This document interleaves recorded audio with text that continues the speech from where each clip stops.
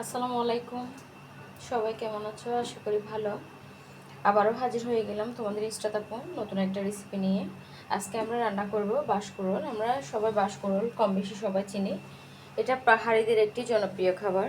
দেখতে পাচ্ছ আমি এগুলা কেটে পরিষ্কার করে নিয়েছি। বাঁশকুড়োল কীভাবে কাটতে হয় আমরা সবাই জানি। তার জন্য এখন আমি এখানে একটা কড়াই বসে দিচ্ছি, পরিমাণ মতো পানি নিছি কড়াইয়ে। দেখতে পাচ্ছ চুলাটা অন করে দিলাম। পানি ব্লক আসা পর্যন্ত আমরা অপেক্ষা করব। ফিরে আসলাম। দেখতে পাচ্ছ পানিতে ব্লক চলে আসছে। এখন আমি আগে থেকে পরিষ্কার করে কেটে রাখা বাঁশকুড়োলগুলো দিয়ে দিব।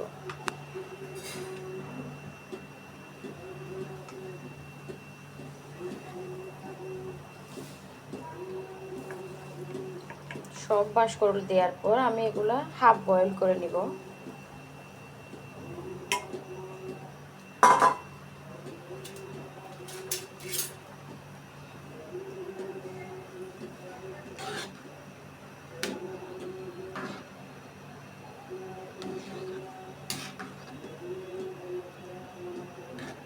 বাঁশকুড়োল রান্না করার আগে হাফ বয়েল করে নিতে হয়, এই জন্য যাতে গন্ধটা চলে যায়।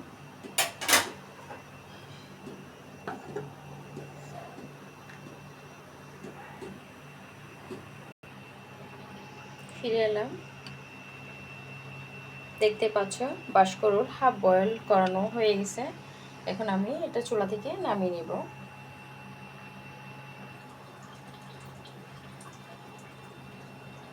পানি থেকে তুলে নিছি আমি বাঁশকুড়োল, দেখতে পাচ্ছ এখনও ধোয়া উঠতেছে।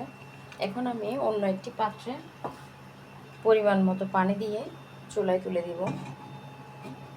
আপনারা একটা জিনিস খেয়াল রাখবেন, আপনারা বাঁশকুড়োলে ঠিক কতটুকু ঝোলের পরিমাণটা কতটুকু দিবেন ওই অনুযায়ী পানি দিয়ে দিবেন, কেননা পরবর্তীতে আর কোনো পানি ব্যবহার করতে পারবেন না। এটাই লাস্ট। আমি পরিমাণ মতো পানি দিচ্ছি। এখন আমি এর ভেতর দিয়ে দিব দুইটা কেটে রাখা পেঁয়াজ,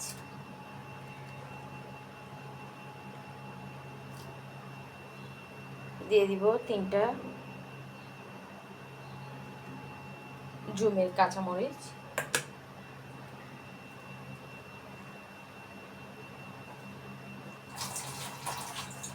দিয়ে দিব আগে থেকে পরিষ্কার করে রাখা মসুরির ডাল।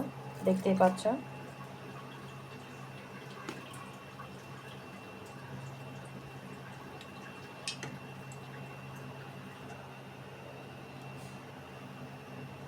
এখানে আমি মসুরির ডাল দিছি পরিষ্কার করে রাখা আগে থেকে। দিয়ে দিছি 2টা পেঁয়াজ, 3টা পাহাড়ি কাঁচামরিচ, দিয়ে দিছি 1.5 চা চামচ মশলা, 1.5 চা চামচ হলুদ গুঁড়া, 1 চা চামচ মরিচ গুঁড়া এবং পরিমাণ মতো লবণ। এখন চুলাটা অন করে দিলাম। অপেক্ষা করতে হবে ব্লক আসা পর্যন্ত।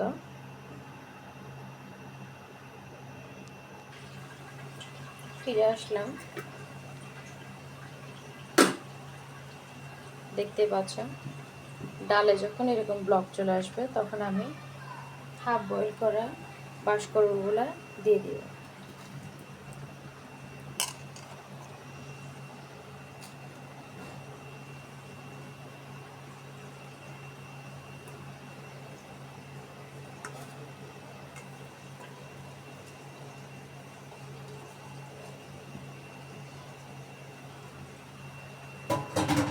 সাথে দিয়ে দিব আগে থেকে পরিষ্কার করে কেটে রাখা ইচা শুটকি।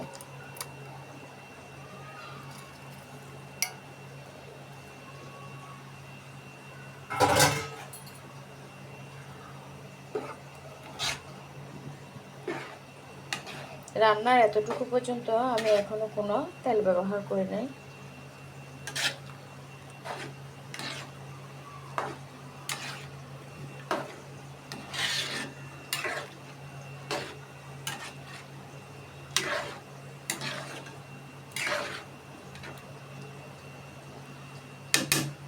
ঢাকনা দিয়ে ঢেকে দিব। সিদ্ধ হওয়ার জন্য 5 মিনিট রান্না করবো এভাবে।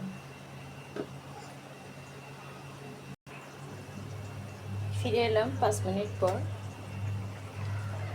এখন আমি এটা নামিয়ে নিব।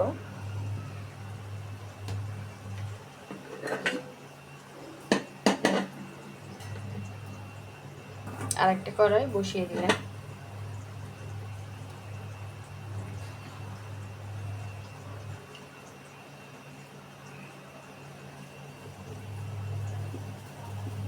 আমার কড়াই অলমোস্ট গরম হয়ে গেছে।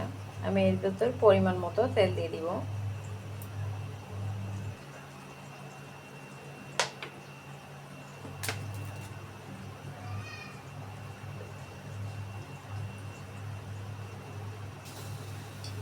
এখানে আমি 7টা মতো রসুন কোয়া দিয়ে দিলাম।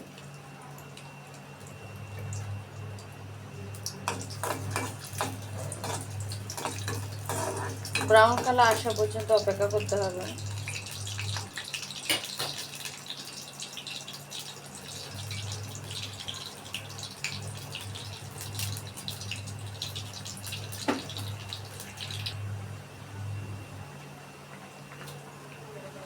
আগে থেকে ভেজে রাখা রসুনের কোয়াগুলো আমি এখানে দিয়ে দিব।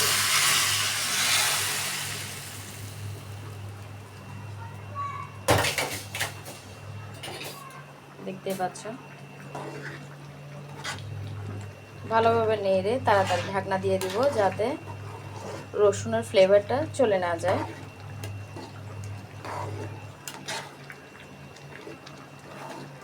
এভাবে ঠিক আমি আরও 2 মিনিট রান্না করব।